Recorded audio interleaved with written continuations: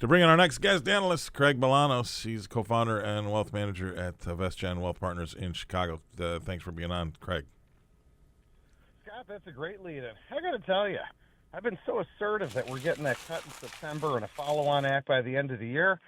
Thumbed through those Fed minutes, and I realized, wait a second, the two people who dissented, they're really on an island. They're not just playing for Jerome Powell's position when it comes up, but that opinion wasn't widely shared. So Jackson Hole, this is going to be a big deal because the Fed might unwind a little bit about, they review their policy every 5 years. They might have a different formula. Does that mean changing the 2% inflation target? Yes. Does it mean not focusing as much on maximizing employment? Boy, I can't wait to see what comes out of this thing. I think it's the inflation target. I mean, they're using words. The last, 36 hours, they've been talking about the arbitrary mark. They've been using words like arbitrary or nobody knows where it came from kind of stuff for the 2%, and which is true. The 2% inflation target is about as solid as the 6 feet rule when COVID hit, remember? Nobody knows where that came from. Social distancing, nobody knows where that came from. Nobody knows where the 2% inflation target came from either. I mean, there are some people out there that have put out some interesting stories, but I think stocks fly if that's the case.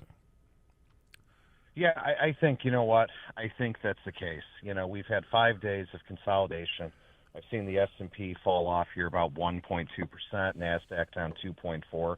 But, equally interesting, there's rotation in this market because the equal weight S&P hasn't budged in the last 5 trading sessions. It's hung in there. Really? That tells me some people are doing some rotation from AI, Magnificent Seven.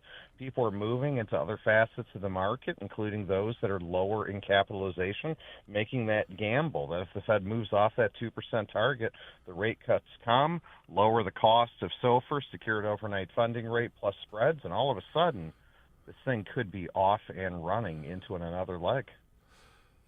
Yeah, and then you throw in the stuff that we just keep talking about. I mean, I think, what do you think about this? The 0.25% cut, I mean, that really doesn't do that much. It's more of a shot in the arm, I guess, mentally.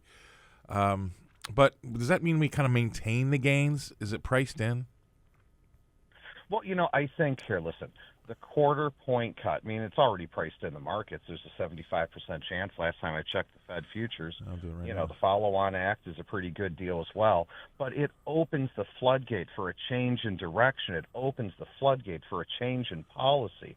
And last time I checked, markets grow not just on earnings. They grow on enthusiasm and optimism. And right now we need something to be enthusiastic and optimistic about. Why is the Fed so afraid of making a mistake? I mean, if you and I sat in a room and talked about rates, we probably would have cut them by now, and we would have probably said, "Hey, if we're wrong, the 10-year will tell us, and if we'll take it back if that's the case." Why are they so afraid to be wrong?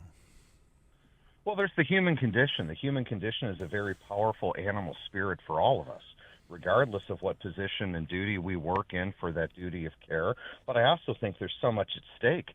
Let's not forget, the world watches Jackson Hole. The world pays attention to what Jerome Powell says because everyone in the world has money. That is a common denominator of capitalism that keeps everybody bound together. I think there's going to be more eyes on the Jackson Hole summit than Trump and Putin and Trump and Zelensky. I'm not diminishing either of these things. I'm just being realistic about it.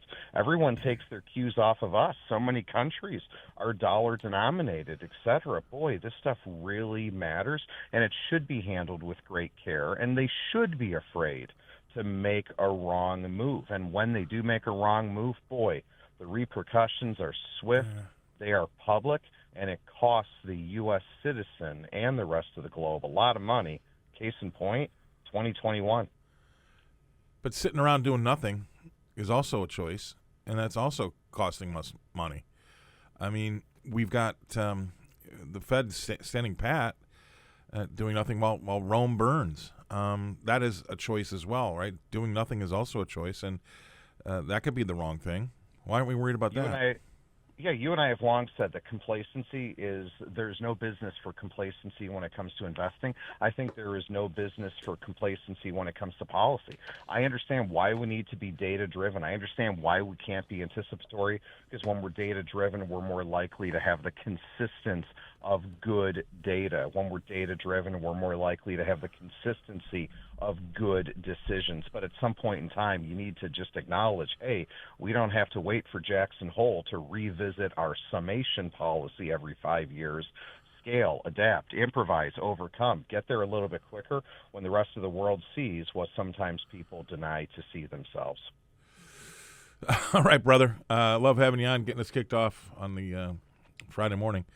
Appreciate it. Craig Bolanos, he's the co-founder and wealth partner up at VestGen Wealth Partners in Chicago. Remember, 855-776-6147, 855-776-6147. Give us a call. Today's the day to do it. We can hear your voice, or if you're a little worried about that, you can send us a text.